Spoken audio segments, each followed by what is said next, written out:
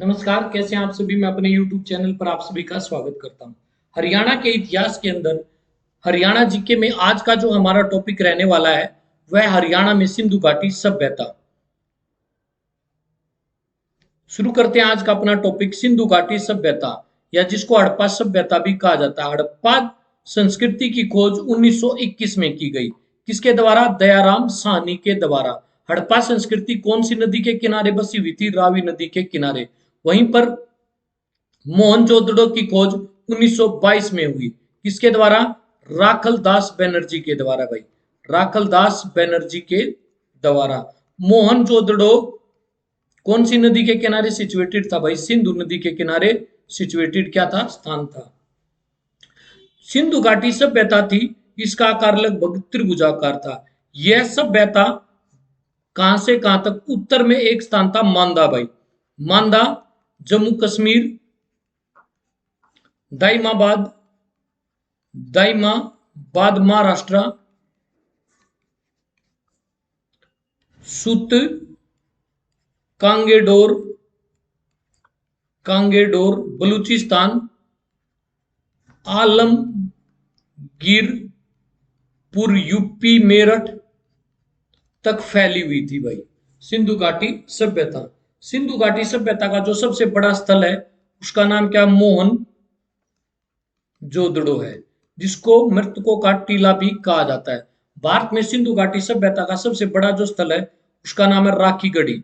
और राखीगढ़ी कहां पर है? हिसार में। और यहीं पर विश्व का सबसे बड़ा हड़प्पा कालीन संग्रहालय भी बनाया जाएगा। सिंधु घाटी सभ्यता को भी आद्य ऐतिहासिक काल के अंतर्गत रखा जाता है क्योंकि इसकी चित्राक्षर लिपि को आज तक पढ़ा नहीं जा सका। 5000 वर्ष पुरानी सिंधु घाटी सभ्यता वर्तमान में राज्य के हिसार जिले में मिलती है। और हिसार जिले के अंदर कौन सा स्थान भाई? राखीगढ़ी भाई। तो हरियाणा के अंदर ही सिंधु घाटी सभ्यता का सबसे बड़ा स्थान है भाई, जिसका नाम है राखीगढ़ी, हिसार जिले में मिलता है, जहां पर हड़प्पा संस्कृति का सबसे बड़ा संग्रहालय बनाया जाएगा। यद्यपि विभिन्न विद्वानों ने सिंधु घाटी सभ्यता का काल भिन्न भिन्न बताया, परंतु सर्वमान्य तिथि 2400 ईसा पूर्व से 1700 ईसा पूर्व मानी गई है। इस सभ्यता को काश्य युगीन सभ्यता भी कहा जाता है कि इस युग में काश्य धातु की क्या हुई थी? खोज हुई थी। तो सिंधु घाटी सभ्यता को काश्य युगीन सभ्यता कहा जाता है। पुरातत्ववेताओं ने हरियाणा में सिंधु घाटी सभ्यता को 3 कालों में बांटा: प्रारंभिक, उन्नत व अवनत काल। जिसमें प्रारंभिक चरण में 241 बस्तियां, दूसरे चरण में 145 बस्तियां, तीसरे चरण में 842 बस्तियां मिलती हैं। हरियाणा में सबसे पहले आने वाली सिंधु घाटी सभ्यता के लोगों के अवशेष 2 जगहों से क्रमशः सरस्वती नदी घाटी और दृशदवती नदी घाटी से प्राप्त हुए। हड़प्पा घाटी सभ्यता सतलों में बढ़ाना कहां पर है? झज्जर में भाई। झज्जर रोहतक से अलग होकर 15 जुलाई 1997 को क्या बना था? डिस्ट्रिक्ट बना था भाई।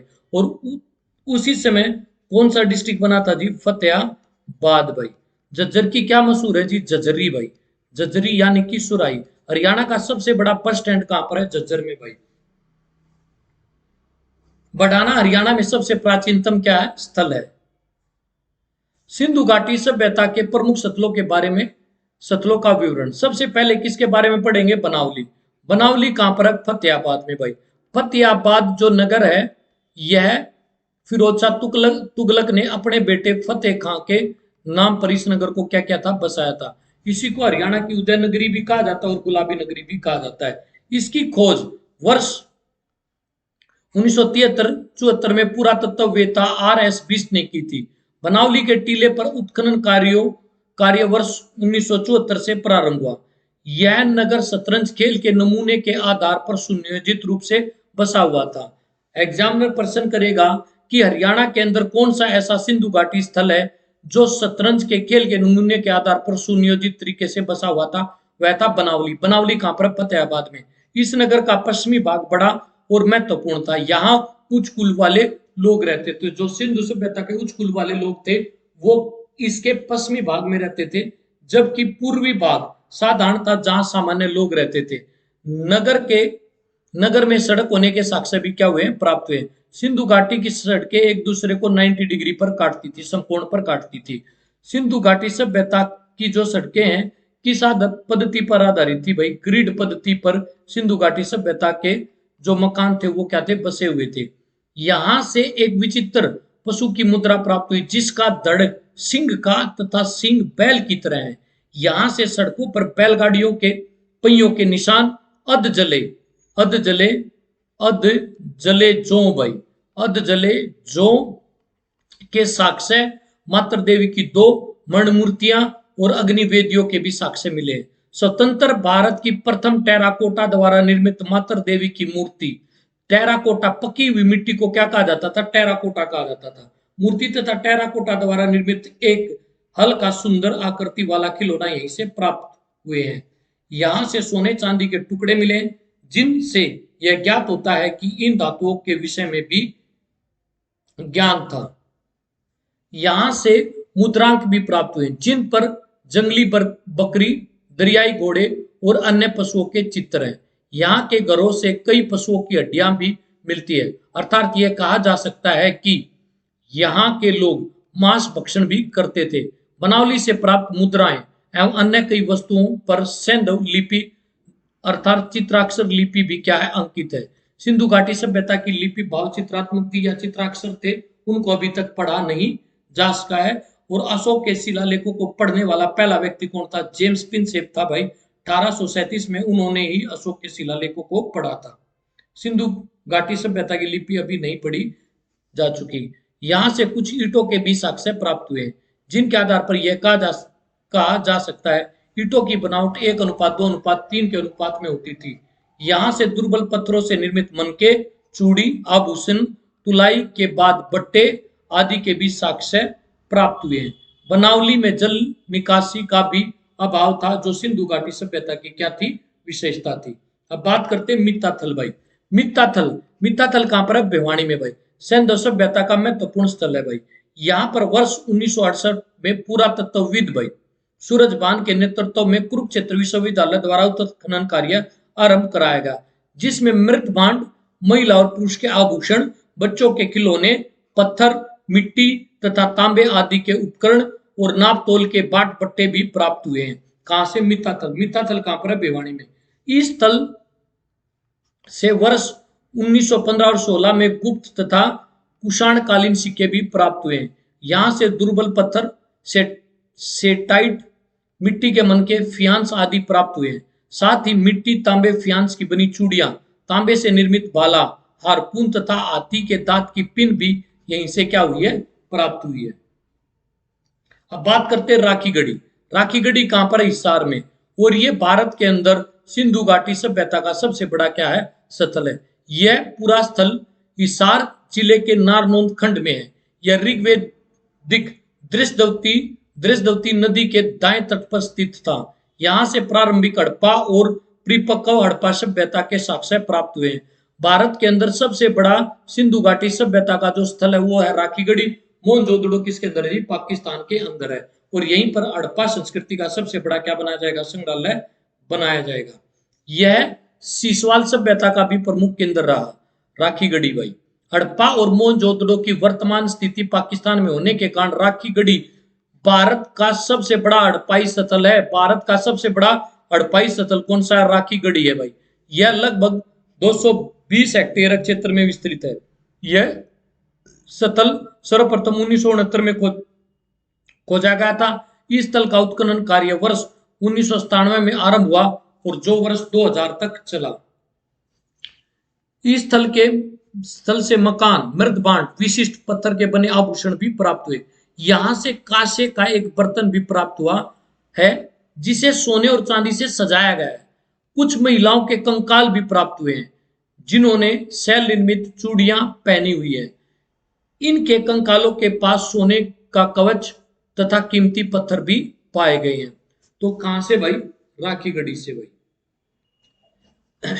इस स्थल पर किए गए उत्खनन से प्रारंभिक हड़प्पा एवं परिपक्व हड़प्पा सभ्यता के साक्ष्य प्राप्त हुए। अन्य हड़प्पा कालीन नगरों की तरह राखी गढ़ी शहर भी 2 भागों में विभक्त था तथा नगर के चारों ओर सुरक्षा की दृष्टिकोण से परकोटा भी बना होने के संकेत मिलते हैं। अगला पूरा स्थल है दौलतपुर भाई। दौलतपुर कुरुक्षेत्र में भाई, कुरुक्षेत्र में थानेसर के निकट भाई दृश्यदवती नदी के तट पर स्थित इस गांव में सिंधु सभ्यता के संबंध में कई अवशेष प्राप्त हुए। दौलतपुर से प्राप्त अवशेष सिंधु घाटी सभ्यता के तृतीय चरण अर्थात अनवत काल के से संबंध रखते हैं। दौलतपुर भी संभवतः शतरंज की बिसात के नमूने पर बसा हुआ था। इस स्थल से मर्दबांड, मनका, चूड़ियां और खिलौने आदि मिले हैं। परमाणा खास या दक्षखेड़ा रोहतक जिले के अंदर यह पूरा स्थल है स्थित। यह स्थल हरियाणा में राखीगढ़ी के बाद दूसरा सबसे बड़ा पूरा स्थल भाई। हरियाणा में सबसे बड़ा पूरा स्थल कौन सा भाई? ये भारत का भी सबसे बड़ा पूरा स्थल है जिसका नाम है राखीगढ़ी भाई। और दूसरा बड़ा पूरा स्थल ठीक है हरियाणा में कौन सा है जिसका नाम क्या है? परमाणा खास भाई या दक्षखेड़ा रोहतक जिले में। 2007 और 9 के दौरान उत्खनन से यहां से शेल कड़ी की बनी 4 हड़प्पा कालीन मोहरें तथा कब्रिस्तान के अवशेष प्राप्त हुए। यहां से ऊनी तथा सूती दोनों प्रकार के वस्त्र भी मिले हैं दक्षखेड़ा परमाणा से भाई। अब बात करते हैं अगले पूरा स्थल की जिसका नाम है कुनाल। यह पूरा स्थल फतेहाबाद गांव की उत्तर पूर्व दिशा में अवस्थित है। यह ऋग्वेदिक सरस्वती नदी के बाएं तट पर अवस्थित था। सरस्वती को सबसे ज्यादा पूजनीय माना गया, सरस्वती और दृष्टि को भाई। इस स्थल का उत्खनन वर्ष 2003 और 4 में पुरातत्ववेत्ता LS राव के नेतृत्व में आरंभ हुआ था, जो वर्ष 2005 और 6 में पूरा हुआ। इस स्थल से उत्खनन के दौरान हाकड़ा संस्कृति, आरंभिक हड़प्पा संस्कृति और हड़प्पा सभ्यता के क्या मिले हैं? अवशेष मिले हैं भाई। गिरावड़, गिरावड़ कहां पर है? रोहतक के अंदर भाई। रोहतक की मैम तहसील में अवस्थित पूरा स्थल की खोज 2006 में विवेक दांगी ने की थी, जो महर्षि दयानंद विश्वविद्यालय जिसकी स्थापना कब हुई थी? 1976 में इतिहास विभाग के शोधार्थी थे। इस पूरा स्थल में हुए उत्खनन से केवल आंकड़ा संस्कृति के अवशेष ही प्राप्त नहीं हुए, यहां से 13 गर्त निवास तथा मृत भांड पकाने के 2 वह भी प्राप्त हुए भाई।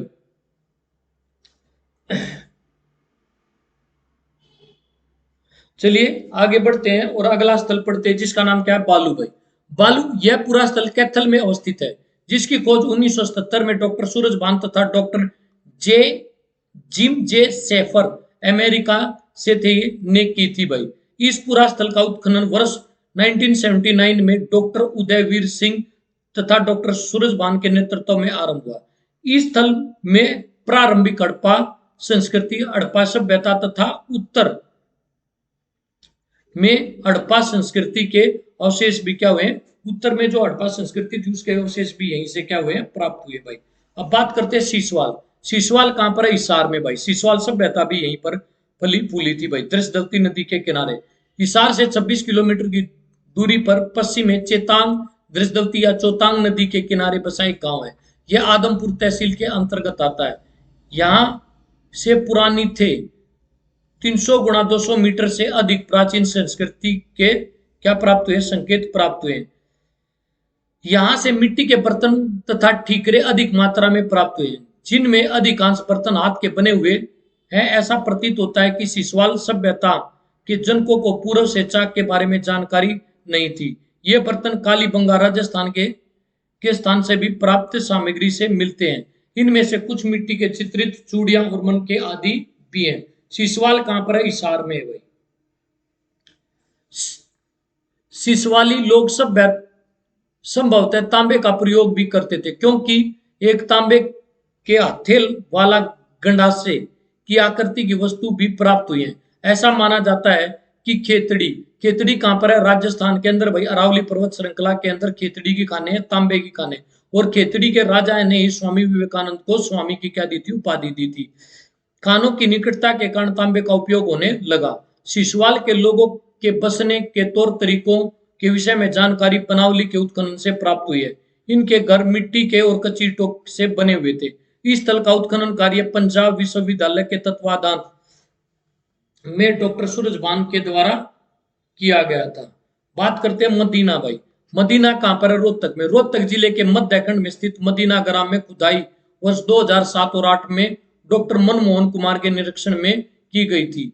यह उत्तर हड़प्पा संस्कृति तथा चित्रभूषण मर्दबांड संस्कृति के लोगों के साथ एक साथ रहने के क्या कर प्राप्त हुए? साक्ष्य प्राप्त हुए भाई।